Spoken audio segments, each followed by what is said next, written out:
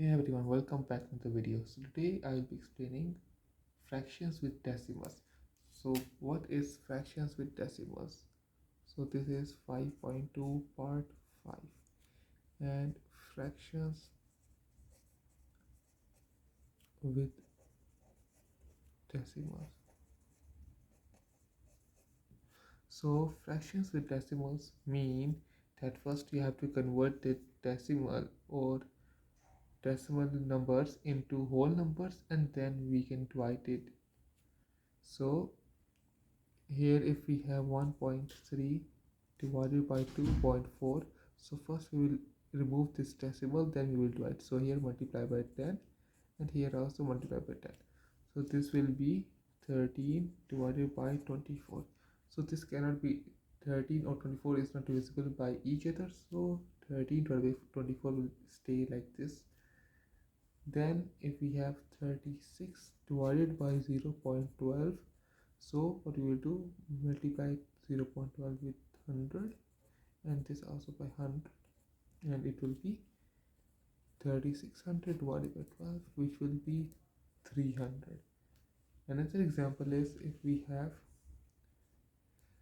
55 divided by 0.11, so same like before, multiply by 100, multiply by 100 and this will be 5500 divided by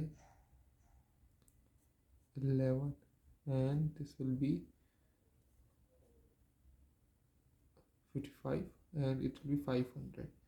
So 5500 divided by 11 will be 500. And another example regarding this is 0.1 divided by 3, 0.1 divided by 3, which will be multiplied by 10, multiplied by 10 and 1 divided by 3, not 30, sorry, and so this will be the final answer.